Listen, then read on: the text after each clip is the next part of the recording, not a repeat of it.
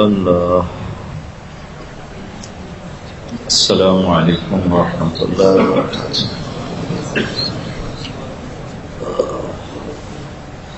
بسم اللہ الرحمن الرحیم، الصلاۃ والسلام علی رسولہ الکریم وعلی آلہ وصحبہ اجمعین۔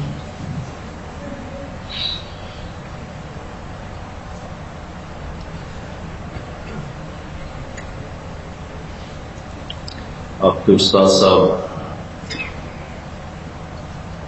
آپ کے لیے استقبالیہ کلمات کہہ رہے تھے، تو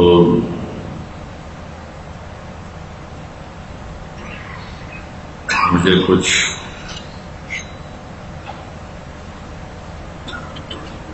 پھولے بسرے شعر یاد آ گیا۔ پھر ہم نے ایک بزم تصور سجائی ہے، پھر ہم نے ایک بزم تصور سجائی ہے، پھر دل میں ایک کھوئی ہوئی یاد آئی ہے، پھر دل میں ایک کھوئی ہوئی یاد آئی ہے۔ وہ دن کہ جنہیں لے گئی تھی گردش حیات، جانے پھر کہاں سے اسے ڈھونڈ لائی۔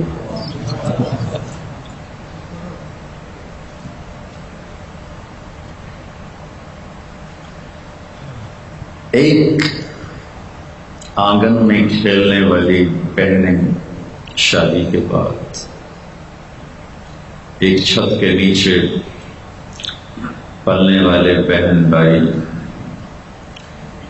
بچھڑنے کے بعد ایک گاڑی کے مسافر اسٹیشن پر گزرنے کے بعد ایک مدرسہ کی چار دیواری میں رہنے والے گیٹ سے نکلنے کے بعد قسمت ہی انہیں ملاتی ہے، ورنہ ملاپ تو مشکل ہی ہوتا ہے۔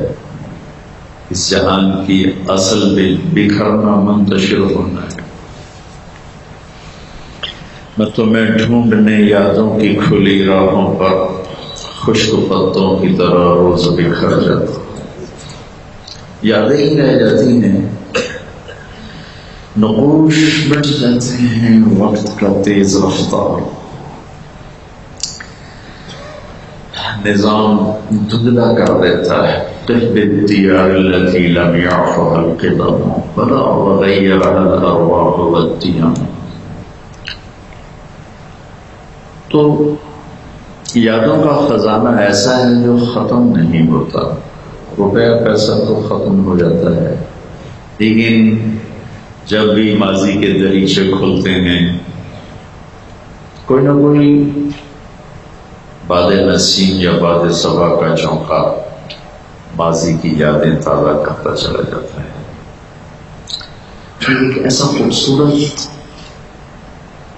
شعلہ ہے کہ لمحے بیت جاتے ہیں، پتہ ہی نہیں چلتا، انسان اپنی یادوں میں ایسے کھوتا ہے، گم ہوتا ہے۔ دنیا کی اصل بکھرنا ہے، جوڑنے کے لیے کوشش کرنی پڑتی ہے، تو اس کی یہ ایک کوشش ہے کہ ہم جمع ہوئے پھر بچھڑ گئے، چلو پھر جمع کرنے کا کوئی بہانہ تو ہو۔ تیرے کوچے اس بہانے مجھے دن سے رات کرنا، کبھی اس سے بات کرنا کبھی اس سے بات کرنا۔ تو کوچے میں جمع ہونے کا کوئی بہانہ ہو جس میں جمع ہو سکے، کچھ اپنی کہیں کچھ آپ کی سنیں۔ یہ چیز چونکہ آپ ایک خیر کی شاہراہ پر چلے اور ایک اچھا خوبصورت سفر کیا اور جوانی کا خوبصورت ترین ٹکڑا اس چار دیواری میں، اس کی چھت تلے بسر کیا، بہت بڑا سرمایہ ہے۔ میں تو اب بھی اپنے اسکول اور کالج کے زمانے کو سوچنے بیٹھتا ہوں تو اس کی یادوں میں کھو جاتا ہوں، گم ہو جاتا ہوں۔ کچھ مزاج بھی ایسا ہے۔ تو آپ کا تو بہت حسین سفر، بہت خوبصورت سفر، ہر لمحہ آپ نے بہت خوبصورت گزارا۔ ان یادوں کو تازہ کرنا، مل بیٹھنا، ایک آگے آنے والی گھاٹی ہے جہاں اللہ کے سامنے میں نے آپ نے سب نے کھڑے ہونا ہے۔ یوم یقوم الناس لرب العالمین۔ تو اس کے لیے ہم ایک دوسرے کی مدد کریں، ایک دوسرے کو آگے بڑھانے، ماحول کا جوڑ اور ماحول کا طاقتور جو اس وقت قہر ہے ان میں بکھیر رہا ہے، توڑ پھوڑ کر رہا ہے، مادیت کی دوڑ، منصب کی دوڑ، شرف کی دوڑ، مادیبان جائعان ارسل فی غنم بأفسد لها من حرص المرء على المال والشرف بدین۔ دو بھوکے بھیڑیے بکریوں میں اتنی تباہی نہیں مچاتے جتنا مال کا بھوکا اور منصب کا، عزت کا بھوکا اپنے دین کو نقصان پہنچا ہے۔ یہاں دین کو بکریوں سے تشبیہ دی اور ان دو جذبوں کو بھیڑیوں سے تشبیہ دی۔ اس کو کہتے ہیں لسان القوم، وما ارسلنا من رسول الا بلسان قومه ليبين لهم۔ لسان القوم کا مطلب صرف اتنا نہیں ہے کہ عربوں میں عربی بولنے والا، فارس میں فارسی بولنے والا، یہ مطلب نہیں ہے، بلکہ اس کا مطلب یہ ہے کہ اللہ ان کو وہ سلیقہ دیتا ہے بات کرنے کا، وہ اسالیب انبیاء پہ کھولتا ہے جس کے ذریعے سے اگلا بات سمجھتا ہے اور دل میں اتار لیتا ہے، اور ایسے سانچوں میں ڈھال کے بات پیش کرتے ہیں، لوگوں کے دل کھلتے ہیں۔ عرب عزت کا بھوکا ہے اور مال کی ہوس تو ہر ایک کو، اس پر وہ کٹ مارتے ہیں، ان کے لیے مارنا مرنا کوئی مسئلہ نہیں۔ اب ان کو یہ سمجھانا ہے کہ یہ جذبے دین کے لیے بڑے نقصان دہ، تو سیدھی بات کرنا کہ حب جاہ حب مال آدمی کے دین کو تباہ کر دیتی ہے، یہ بھی ٹھیک۔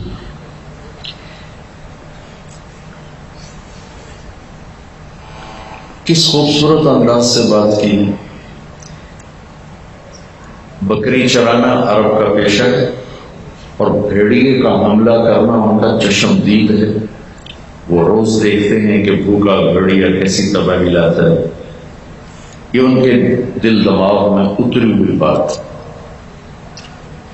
پہلے ان کو وہاں لے گئے، مادیبان جائعان ارسلا فی غنم۔ اس کو اگر میں یوں کہوں کہ آپ گویا یوں کہہ رہے ہیں کہ بھائی مجھے بتاؤ، دو بھوکے بھیڑیے آپ کی بکریوں کے ساتھ کیا کرتے ہیں؟ تو وہ جواب دے رہے ہیں یا رسول اللہ تباہی مچا دیتے ہیں۔ یہ بات ان کو خوب سمجھ میں آئی۔ اب اس پر اگلی بات کی بنیاد رکھی، وہ ان کی سمجھ سے ابھی بالاتر تھے، وہ تو اس پر مارتے تھے۔ دیکھو ایسے ہی مال کی ہوس، طلب نہیں، ہوس، مال کی ہوس اور وجاہت کی ہوس انسان کے دین کو تباہ کر دیتی ہے۔ تو دین کو بکریوں سے تشبیہ دی اور مال اور شرف کو بھیڑیوں سے تشبیہ دی، تو جو تباہی وہ لاتے ہیں اس سے زیادہ تباہی یہ لاتے ہیں۔ تو ہم سارے کمزور ہیں، ایک دوسرے کے ساتھ مل کر چلنا چاہتے ہیں، ساتھ ساتھ چلیں، سنگ سنگ چلیں، ایک دوسرے کو سنبھالتے ہوئے چلیں، ایک دوسرے کو دیکھتے ہوئے چلیں، ایک دوسرے کی خیر خبر لیتے ہوئے چلیں۔ کوئی کارواں سے ٹوٹا کوئی بدگماں حرم سے. یہ کب ہوتا ہے؟ کوئی کارواں سے ٹوٹا کوئی بدگماں حرم سے. اس وقت ہوتا ہے کہ امیر کارواں میں نہیں خوب دل نوازی. قافلہ کب بچھڑ جاتا ہے، کب بکھر جاتا ہے؟ جب سالار قافلہ درد مند نہیں ہوتا، فکر مند نہیں ہوتا.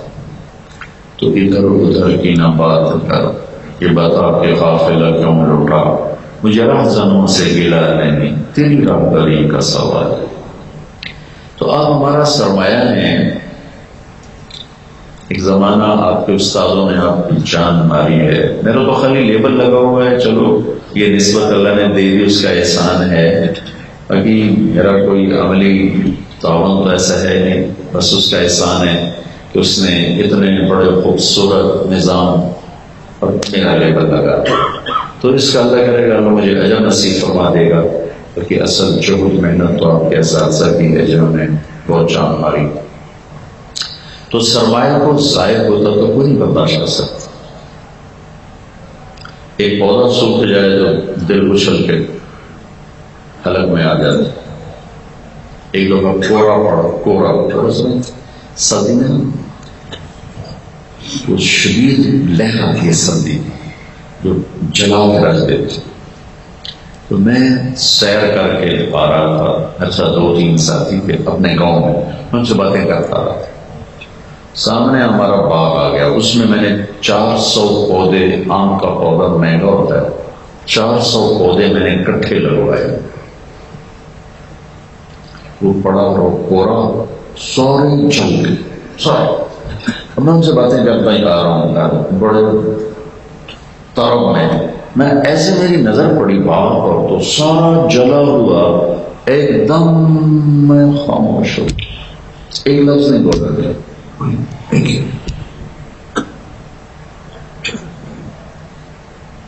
تو ایک چھوٹے سے درخت کا جلنا محنت کرنے والوں کو دکھی کر دیتا ہے.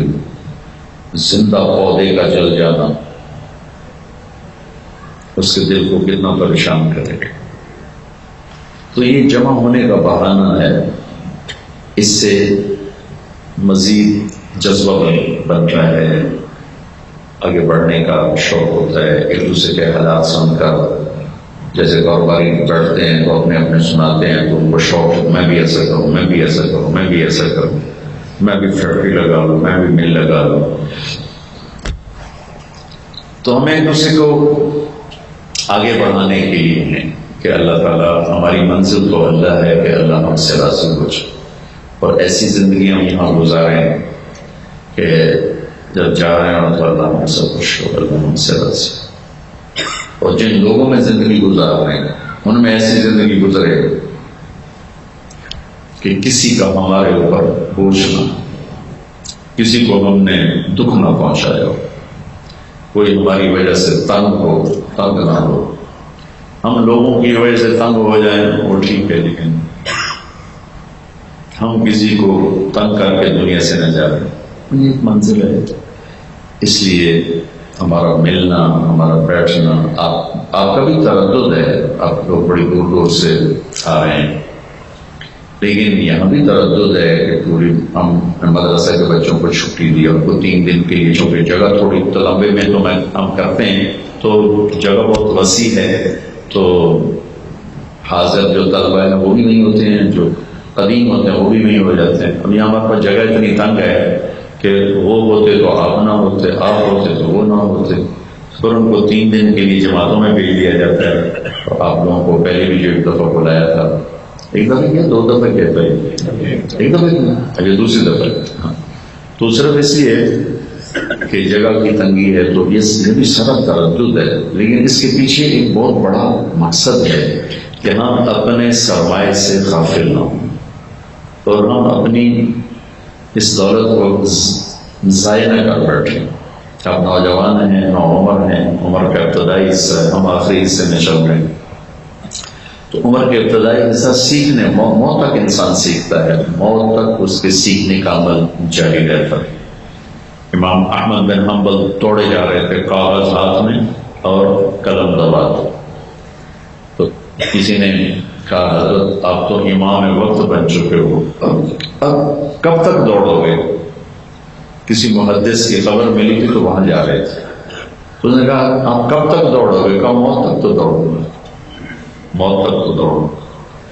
تو یہ طلب، یہ دوڑ ختم ہونے والی تو نہیں ہے، لیکن چونکہ ماحول ایسا غفلت کا ہے کہ اس میں کہیں ہم گم نہ ہو جائیں تو ایک دوسرے کو خبردار کرتے ہوئے چلیں، ایک دوسرے کو بیدار کرتے ہوئے چلیں، ایک دوسرے کا حال لیتے ہوئے چلیں، اس میں بڑی طاقت، بڑی طاقت۔ تو آپ کے آنے کا شکریہ، ان اساتذہ کا شکریہ جنہوں نے یہ سارا کچھ نظام بنایا چلایا، تو آپ 2 دن کے لیے تشریف لائے ہیں، اللہ تعالیٰ اس میں سے خیر کی شکلیں پیدا فرمائے، اور اس میں افسر کی ہمتوں کے مضبوط ہونے کا اور اپنی اپنی محنت میں آگے بڑھنے کا اسے ذریعہ بنائے۔ محنت سے مراد صرف یہ نہیں کہ آپ کسی مدرسہ میں پڑھا رہے ہیں، یا کسی مسجد میں بیٹھے ہوئے ہیں، یا کسی دارالفتہ میں بیٹھے ہوئے ہیں، زندگی کے جس شعبے میں ہیں اس میں آپ اللہ اس کے رسول کی منشا کو پورا کر رہے ہیں، تو آپ دینی کا کام کر رہے ہیں۔ میرا تو اس میں ذہن وسیع ہے۔ ہمارے علمی حلقوں میں اگر کوئی پڑھنے کے بعد کسی دنیا کے کام میں لگتا ہے تو عام طور پر یہ کہا جاتا ہے اس کا علم قبول نہیں ہوا، اس کے علم میں برکت نہیں ہوئی۔ یہ بڑی جاہلانہ بات ہے۔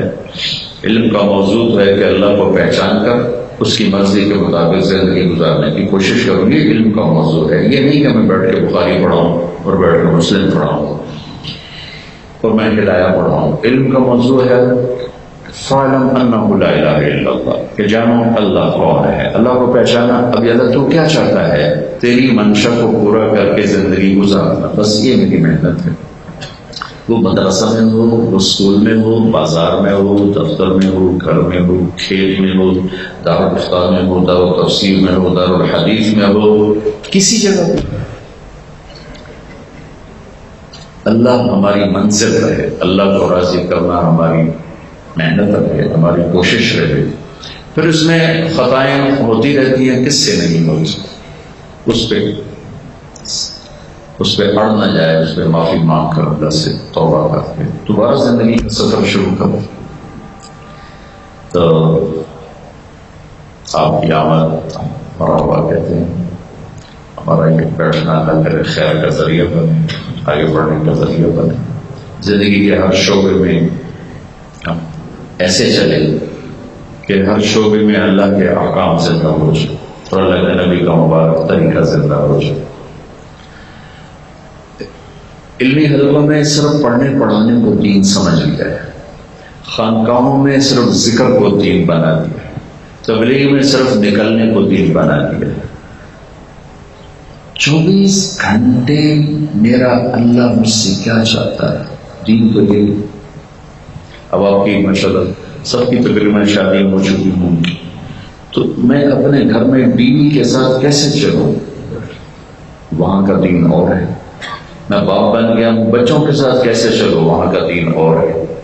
میں درسگاہ میں ہوں، طلبہ کے ساتھ ہوں، یہاں کا دین اور ہے۔ اوپر میرے ماں باپ ہیں، ان کے ساتھ کیسے چلوں؟ وہ دین اور ہے۔ میرا کسی سے اختلاف ہو جاتا ہے، وہاں کا دین اور ہے۔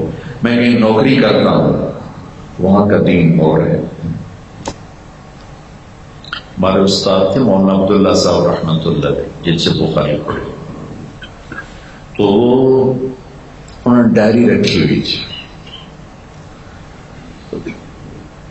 پورے مہینے کا حساب کرتے تھے کہ آج جو مدرسہ کے 6 گھنٹے سبق کے ہوتے تھے، اس میں میں نے کتنے گھنٹے پڑھایا اور کتنا ناغہ کیا۔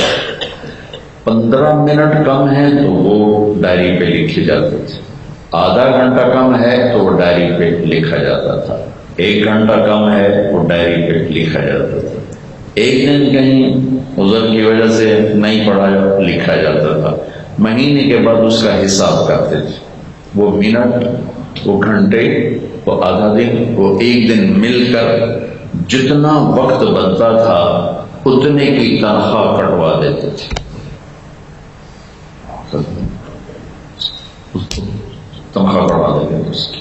اور ان کا فقیرانہ زندگی سے درویش. تو ایک جگہ ملازم ہوں تو وہاں کا دین اور ہے، کسی دفتر میں ہوں وہاں کا دین اور ہے. تو ہر جگہ میرا اللہ مجھ سے کیا چاہتا ہے اس کو اس میں لگنا، اس کو پورا کرنا، یہ ہمیں اللہ کے قریب کرے گا اور اللہ کے راضی ہونے کا یہ سبب بنے گا اور ہماری آخرت کے بننے کا سبب بنے گا اور معاشرے میں ایک اچھا فرد بن کے ہم چلنے والے بن جائیں گے. تو تھوڑی سی وسعت کے ساتھ میں آپ کے سامنے بات پیش کر رہا ہوں کہ صرف علم حلقوں میں ماشاءاللہ یہ اب ہدایہ پڑھاتے ہیں، ماشاءاللہ یہ تو بخاری پڑھاتے ہیں، ماشاءاللہ یہ تو مسلم پڑھاتے ہیں.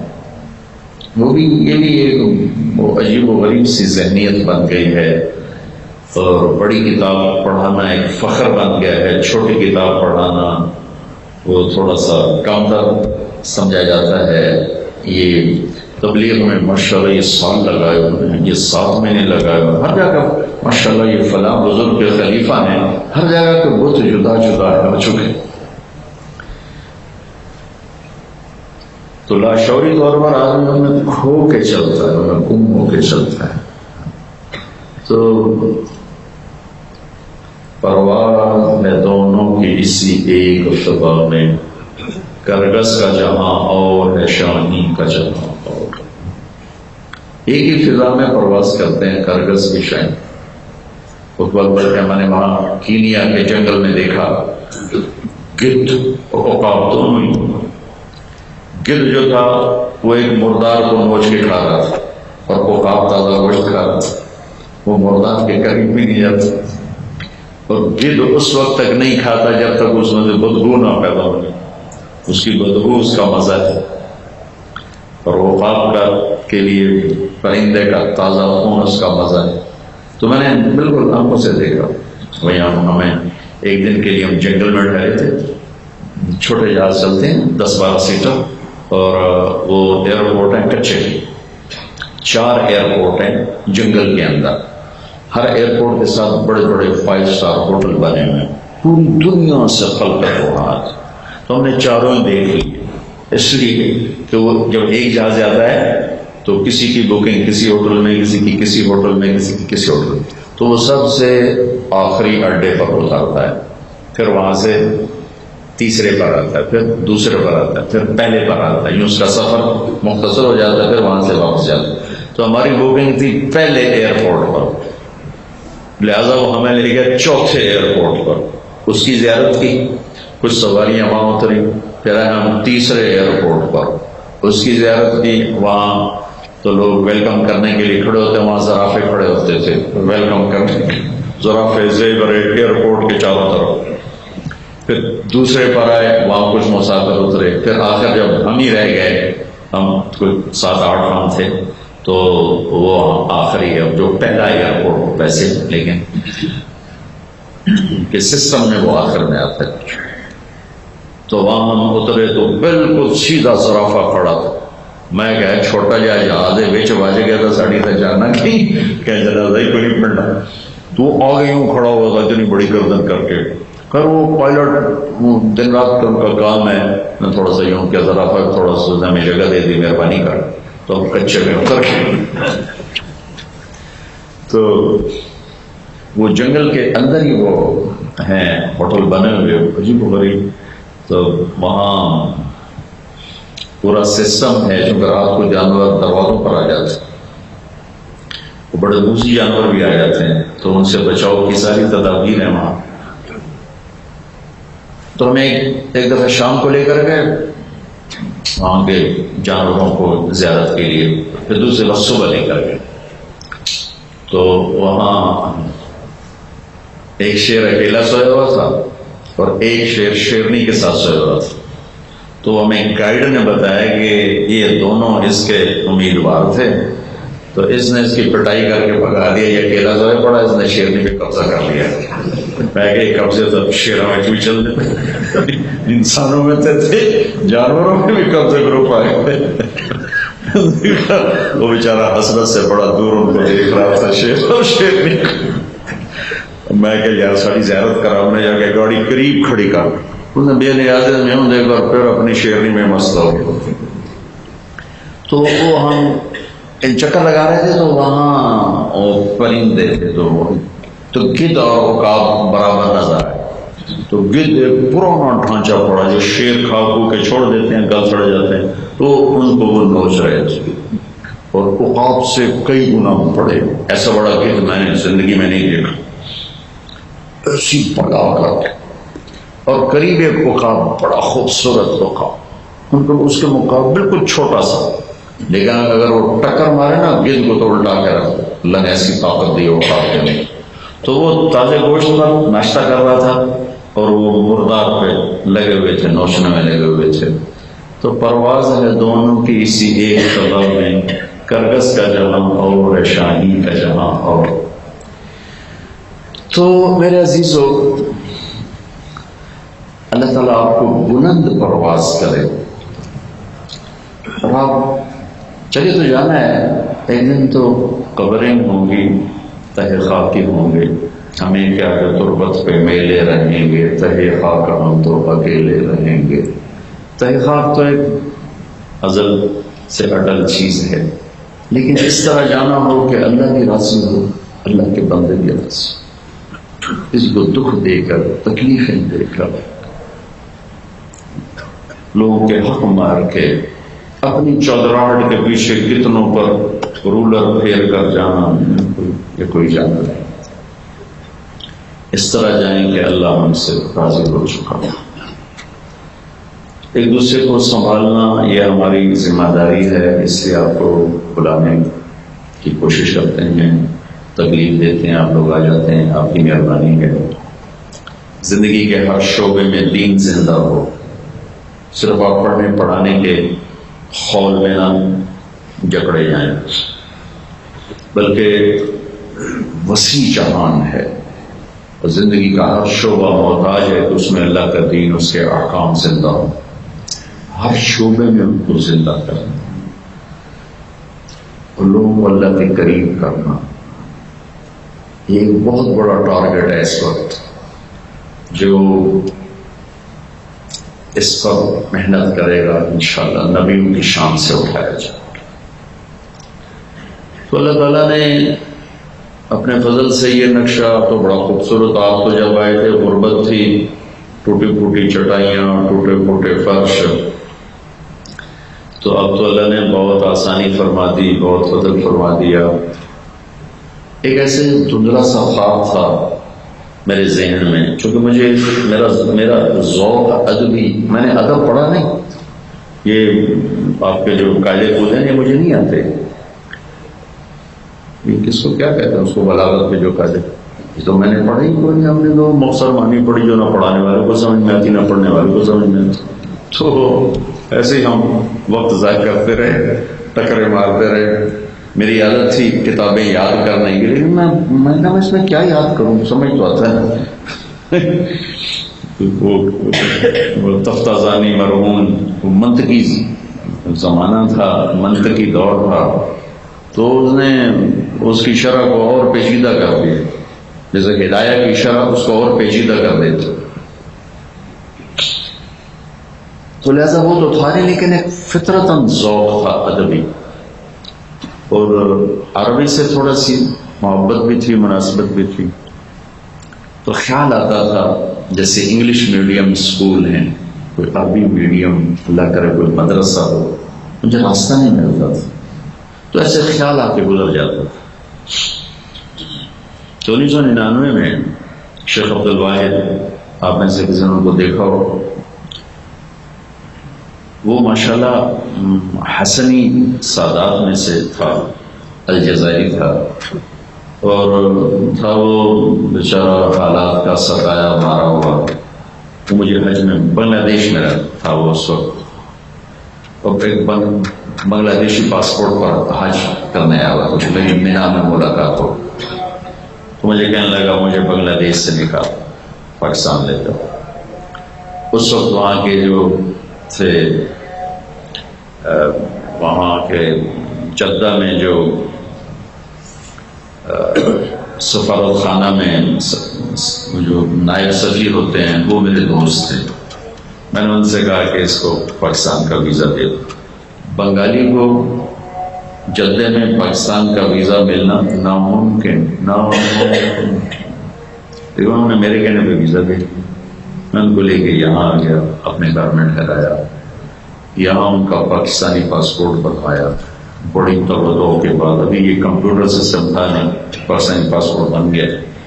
انہوں نے پھر مجھے تیار کیا کہ تم عربی مدرسہ بناؤ. میں نے کہا میں کیسے بناؤں, میرے پاس نہ کوئی افراد ہے نہ طلبہ. تو مجھے تشجیع ہمت دلاتے رہے کرنا ہے. تو عمر سے اللہ تعالیٰ نے شہزاد صاحب کے دل میں ڈال دیا. مجھے پتہ ہی نہیں تھا یہ کچھ بنا رہے نہیں بنا رہے. یہ میرے پاس تشریف لائے کہ ہم نے اس طرح مدرسہ بنایا, آپ اسے سنبھال. تو پہلے تو مجھے خیال آیا کہ میں تبلیغ کا مسافر ہوں, میں کہاں سنبھالوں گا, وہ کہاں چلا ہوں. تو میں نے معذرت کر دی, انکار کر دیا. پھر مجھے خیال آیا کہ شاید اللہ تعالیٰ اس چیز کو وجود دینا چاہتا ہے جو شیخ عبدالواحد. وہ پھر ان کو میں نے قطر کا ویزا دلایا, وہاں سے وہ قطر گئے. قطر سے پھر شنجن ویزا لے کر اٹلی, اور وہاں سے فرانس گئے. اور وہ فرانس میں ہوتے ہیں ایک شہر میں, بڑا علم تھا, لیکن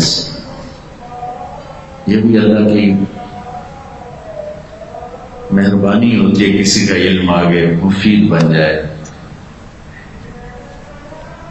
میں نے ایسے ذوق والا بہت کم آدمی دیکھا. تو پھر میں نے ہاں کہا دی شہزاد صاحب. تو انہوں نے مہربانی کی, جو سارا ہمارے حوالے کر دیا.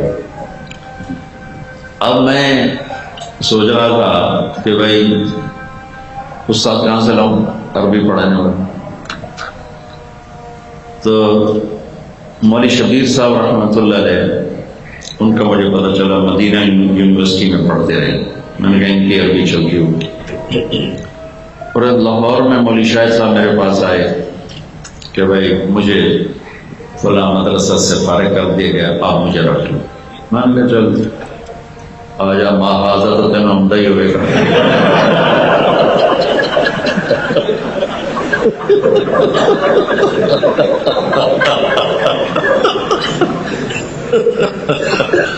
تو یہ دو شخص بنیاد ہیں اس عمارت کی. مولوی شبیر صاحب تھوڑی عمر میں اللہ کو پیارے ہو گئے. تو آگے آپ یقین مانے اندھیرا تھا کہ اب میں کروں گا کیا. مولوی شاہ صاحب بالکل عربی میں عام مدرسوں میں پڑھے, کوئی تجربہ کوئی نہیں ہے. مولوی شبیر صاحب تھوڑا بہت بول لیتے ہیں, لیکن اس سطح کے نہیں ہیں کہ وہ کوئی نظام چلا سکیں. لیکن یہ تم لوگوں کو پڑھا ہے. ہاں, یہ پہلی ہماری جو جماعت تھی, تو اللہ سے مانگنا شروع کر دیا, اللہ اب کیا کریں. اور اوپر سے مخالفت شروع ہو گئی کہ یہ تو اسلاف کے طریقے سے ہٹ کر ہے, اور بزرگوں کا طریقہ نہیں ہے. اور ہمارے مزاج عجم میں ہم اپنے اکابر کو نا بس نبی کے قریب پہنچا دیتے ہیں. منہ سے نبی نہیں کہتے پر عملاً نبی ہی بنا دیتے. مزاج عرب میں یہ بات نہیں ہے. جو اپنی بداوت پر ہے وہ اس طرح نہیں حضرت کرتے.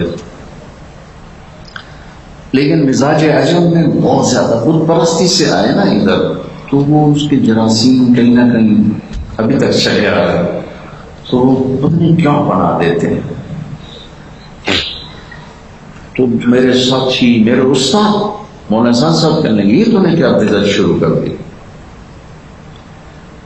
تو اس وقت میرے پاس کوئی جواب ہی نہیں تھا, میں چپ ہی رہتا تھا. لیکن جو اپنے ساتھ والے بات کرتے تو میں ان سے کہتا تھا کہ بھائی من سلک طریقا یلتمس فیہ علما, اس پر اگر الف لام لگا ہوا ہے تو میں توبہ کرتا ہوں, میں بھی تمہارے ساتھ ساتھ چلتا ہوں. اور اگر الف لام نہیں لگا تو پھر اللہ کے نبی نے غصہ دیا تو مجھے کم تنگ کرتے ہو. طریق ایک نہیں ہے، کئی ہیں. من سلک طریقا یلتمس فیہ علما. تو جب شارع نے الف لام کے بغیر لفظ طریق کے ساتھ ایک وسعت کی طرف اشارہ کیا، اس طرح بڑے بحث مباحثے چلے. میری طبیعت تو مناظرے کی نہیں ہے، بس دو چار باتیں کر کے چپ. لیکن ساتھی تپے ہوئے، علماء تپے ہوئے، پردہ اٹھ جائے گی، چلے گا نہیں، اسلاف کے طریقے کے خلاف ہے. بزرگوں کی ایک تو یہ منشا پتہ نہیں میاں منشا کے تو بزرگوں کی منشا، بزرگوں کی منشا. ایک بزرگ فرمانے لگے دعا مانگا کرو یا اللہ ہمیں بزرگوں کی منشا پہ چلا اور بزرگوں کو اپنی منشا پہ چلا. میں کہ یہ اتو کے کیوں آ گئی ایسے اسی اللہ تو ہمیں اپنی منشا پہ چلا. یہ شارٹ کٹ کیوں نہ کر. یہ مزاج عجم بتا رہا ہوں کہ اللہ ہمیں بزرگوں کی منشا پہ چلا اور بزرگوں کو تو اپنی منشا پہ چلا. اللہ تعالیٰ کو تھک پہ آگے پہلے بزرگ آؤں پھر اللہ آگے یا اللہ تو سیدھا ہمیں اپنی منشا پہ چلا. ہم ایسے ہی تانا دیتے ہیں. یہ سارا کا سارا معاشرہ ہی شخصیت پرستی میں بہت آگے پہنچا ہوگا، بہت آگے پہنچا ہوگا. صرف ایک مخصوص طبقے کو ہم لان تان کرتے رہتے ہیں، ایسے ہی گڑھ کوئی نہیں ہے.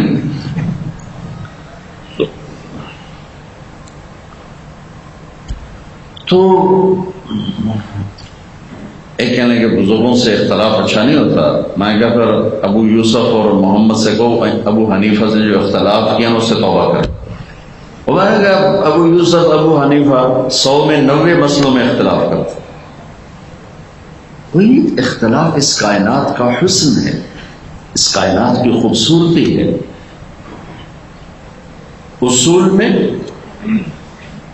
تقلید جامد ہے، اصول میں، اور آنکھیں بند کرنے چاہیے. فروع میں اگر جامد کام ہوگا تو زوال شروع ہو جائے گا، زوال شروع ہو جائے گا.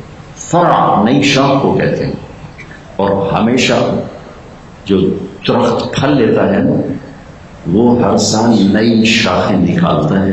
وہ شاخ پروان چڑھ کے اگلے سال وہ پھل لیتا ہے.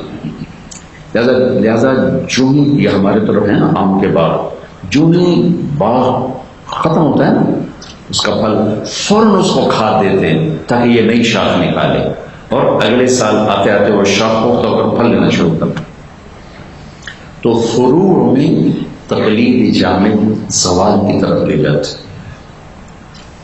اصول میں ہم مکلف ہیں اور اس میں اجتہاد آدمی کو گمراہی کی طرف لے جاتے.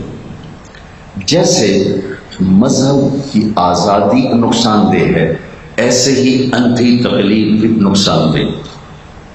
جیسے غیر مقلدیت ایک نقصان دہ چیز ہے، ایسے ہی بالکل اندھا ہو کے فروع میں بھی اصول میں بھی یہ بھی نقصان. اس کا بھی نقصان کام کوئی نہیں. بہت بڑے آدمی کا قول نکل کا اپنا بھی مولانا عبد الماجد دریابادی ازتھانوی کے بڑے خلفاء میں سے تھے. تو اس کشمکش میں نا بہت زیادہ پریشانیاں ہو گئی. پھر میں کوئی جانا کدھر جاؤں تو پنجاب یونیورسٹی میں ایک پروفیسر تھے عربی کے، ظہور صاحب. ان کو مولانا علی میاں رحمۃ اللہ علیہ نے یہاں کی عربی کونسل کا چیئرمین بنایا. میں ڈھونڈتے ڈھونڈتے ان کے گھر پہنچ گیا کہ جی میں اس طرح عربی مدرسہ چلانا چاہتا ہوں، مجھے سمجھ میں نہیں آتی میں کیا کروں. بڑا خوش ہوں. وہ تھوڑا تھوڑا کام چل چکا تھا اس وقت. میں نے کہا جی اس طرح کوشش کی ہے. پھر انہوں نے مجھے بہت ساری باتیں بتائیں، یہ کرو یہ کرو یہ کرو یہ کرو. تو اس طرح ایک تھوڑی تھوڑی آواز پھیلنا شروع ہوئی. تو اللہ تعالیٰ نے رمزی صاحب کو میرے پاس بھیج دیا. انہوں نے مجھ سے پوچھا بھائی کیا ہو رہا ہے. میں نے کیسے تھوڑا بہت ہو رہا ہے لیکن پریشانی ہے کہ آگے چلنے کا راستہ کوئی نہیں ہے. کیونکہ زبان اہل زبان سے ہی چلتی ہے. اس کے بغیر وہ ماحول نہیں بن سکتا. کیونکہ اپنی زبان آدمی فطری طور پہ بولتا جاتا ہے. ہماری جماعت تھی پیدل ادھر سرگودا سے آگے جھاوریاں اور ڈھڈیاں اور چکرمداس اور پھیرا اور رائمنڈ واپسی. مولوی کمال مرحوم تھے میرے ساتھی، میں سے 2 سال لگے تھے، پٹھان تھے، پوری جماعت میں ایک ہی پٹھان تھے، اور ہم ٹھیٹھ پنجابی علاقہ، جانگری زبان ہماری زبان، ان کو پورے سفر میں پشتو بولنے کا موقع ہی نہیں ملا. تو ہم بیرا پہنچے، آخری 2 دن تھے.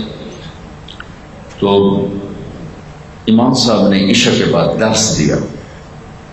تو مولوی کمال ادھر بیٹھے تھے، میں ادھر بیٹھا تھا، یوں کر کے بیٹھے تھے، یوں کر کے، سبز ہلکے سبز رنگ کا جوڑا پہنا، یوں نہیں، آپ کو 74 کی بات بتاؤ، ہلکے سبز رنگ کا جوڑا پہنا، ایسے بیٹھے تھے، میں یہاں بیٹھا ہوتا.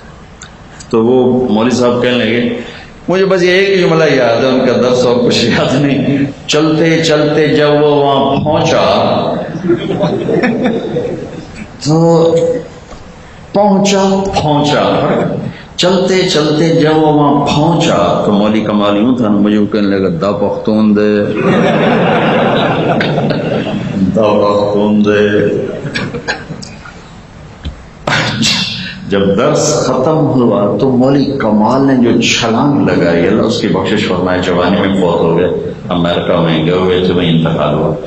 اس نے چھلانگ لگائی اوپر تک آئی، جا کے مسافہ کیا، تو سب پختون دے راہو کا نام پورے سفر کا اس نے بات نکالا. اہل لغت کو اپنی لغت بولنا بنانا کیا مشکل، لیکن اب میں پنجابی، پٹھان، بلوچی بچے اکٹھے کر کے ان کو عربی بولواؤں، وہ کیسے کرتا؟ استاد بھی پنجابی ہے، لہذا کیسے کرتا؟ تو اوپر والے نے قبول کر لیا ہوا تھا. رمزی صاحب خود میرے پاس ہے، ان کا سال پورا ہو چکا تھا، ٹکٹ کا انتظار تھا، تو انہیں سے ٹکٹ آنا تھا. تو وہ ٹکٹ بڑا مہربان نکلا کہ وہ آیا ہی نہیں.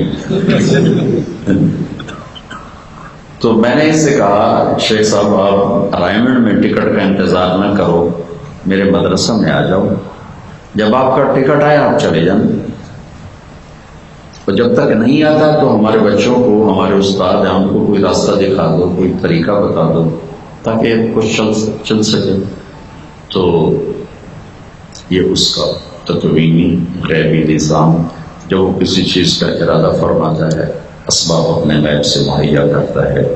اور ماں والے تعالیٰ اللہ عزیز، تو تمہارے استاد جی کا یہاں ایسا دل لگا کہ یہ وہ 2 مہینے کی بجائے کرنا 2 سال پھر مسلسل یہاں رہے.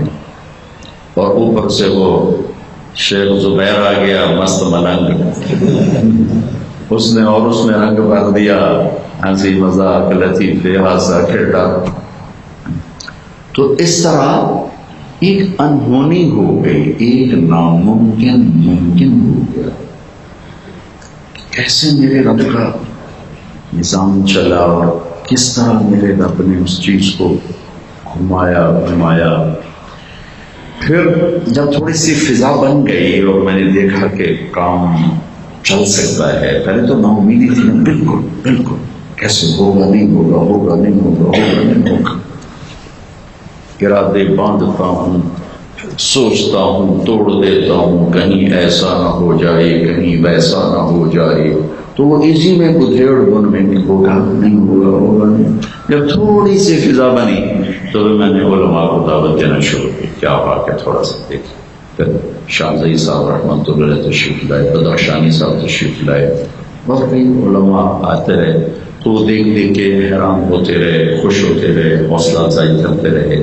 اس طرح ایک ہوتا ہے چلتا ہوا راستہ، آنکھیں بند کر کے چلتے جاؤ. جس نے راستہ بھی بنانا ہو، تلاش بھی کرنا ہو، منزل بھی اندیکھی ہو، کتنا مشکل ہوگا.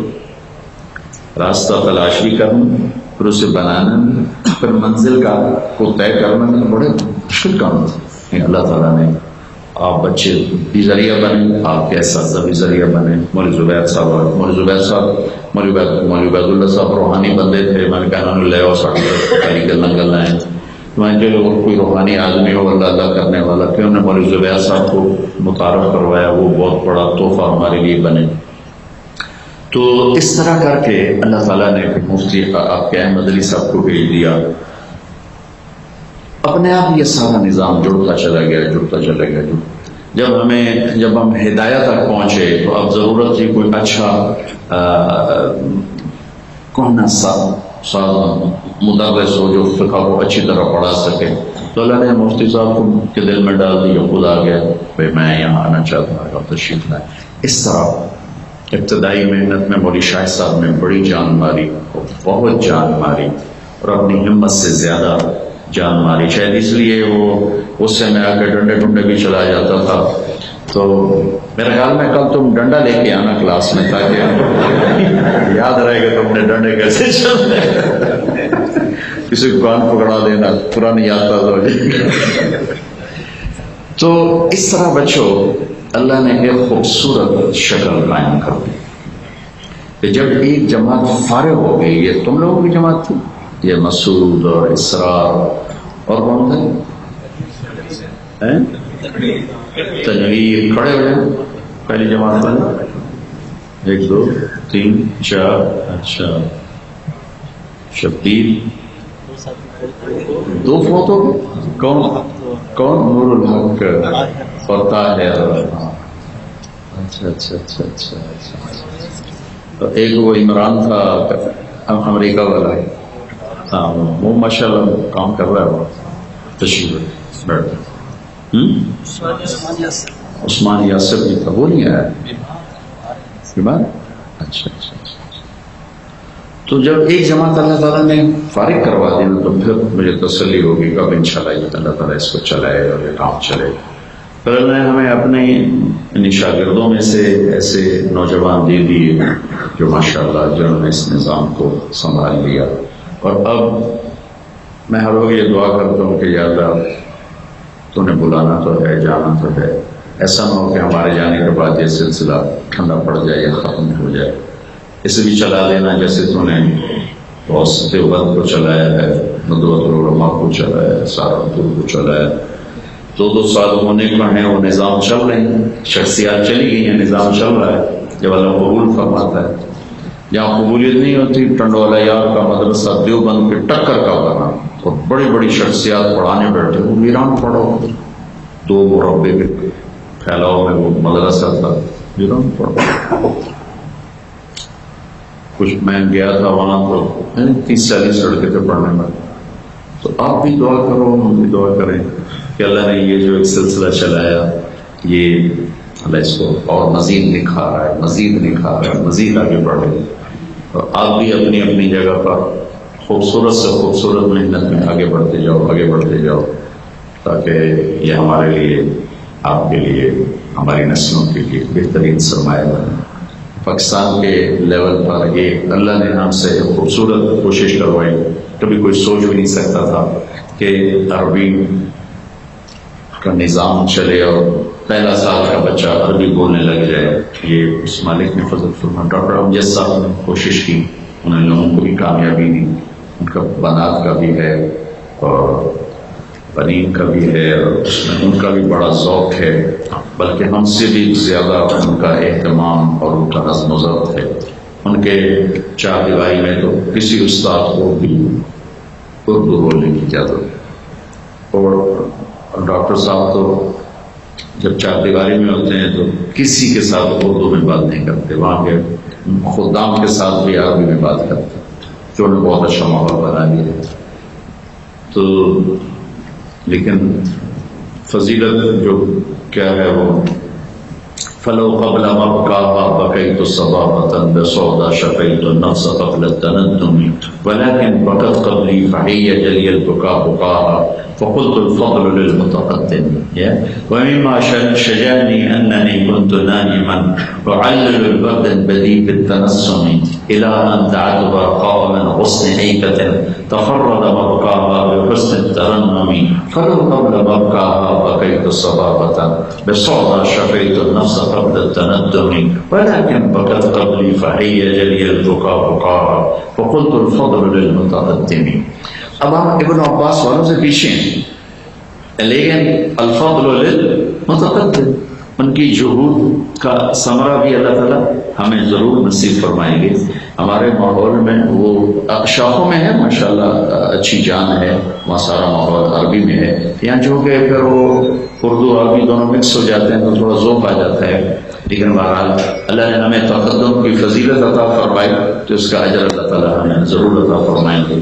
تو آپ کے آنے کو ہم خوش آمدید کہتے ہیں، انشاءاللہ مزید مجالس ہوتی رہیں گی، آپس میں بات چیت حالات احوال بھی ہوتے رہیں گے، اور ہمارا یہ جمع ہونا کسی اچھے خوبصورت اللہ کی رضا والے نتیجے تک ہمیں پہنچائے، بس اس کی جو کوشش اور صحیح ہے آپ کے آنے کا، بہت شکریہ، اللہ آپ کو بہت جزاک خیر۔